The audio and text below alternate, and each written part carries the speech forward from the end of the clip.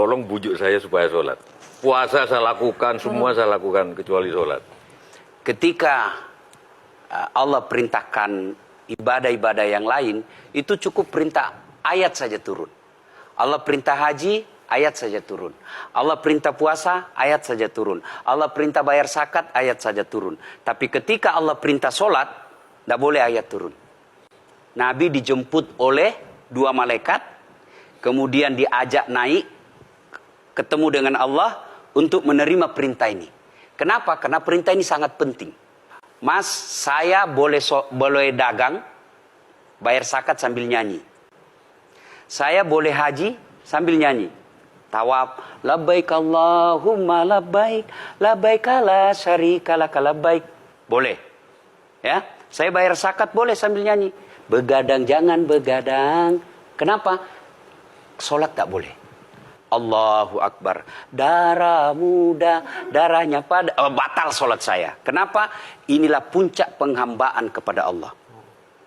Jadi puncak penghambaan kalau saya meraku hamba, sholat.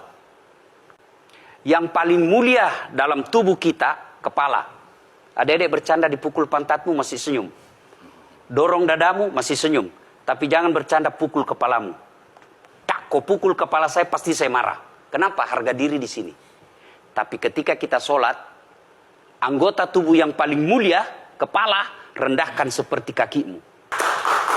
Kita akan masuk ke next go. Ini penting. Kalau saya sudah mulai ini. Oke. Ya, karena kalau ketika saya mau sholat, saya melihat banyak koruptor sholat. Ya. Saya melihat banyak orang sholat yang kalau saya ajak ngomong main HP, nggak punya adab. Yang paling enak memang sholat tidak korupsi. Yang paling nyaman memang, paling ideal, sholat jujur. Tapi wala talbisul haqqa bil batil, kata Allah. Allah tidak mencampurkan antara hak dan batil. Sholatmu beda, puasamu beda, maksiatmu beda. Itulah sehingga Allah hadirkan 2 malaikat. Rakit dan atid.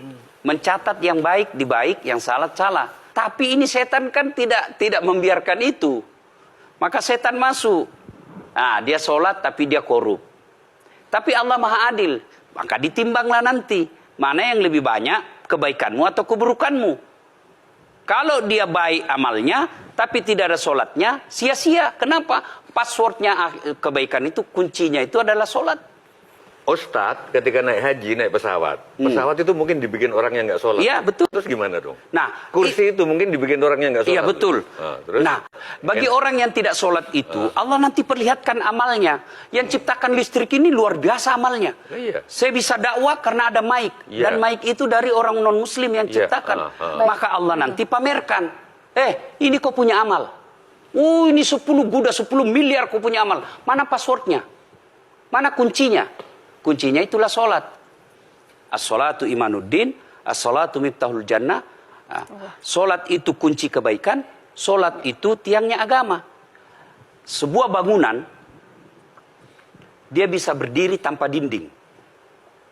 Sebuah bangunan, dia bisa kokoh tanpa atap. Tapi ketika bangunan tidak punya tiang, pasti tidak kokoh. Tiang itulah dalam agama, sholat. Dia tidak husuk, tidak ada urusan. Allah tidak hitung kamu husuk atau tidak. Kamu datang deh sujud sama saya. Orang haji kan melempar 3 jumroh. 1 tiang, 7 batu. Kenapa tidak dikumpul saja itu? 1 kali lempar, tak, tak, tak.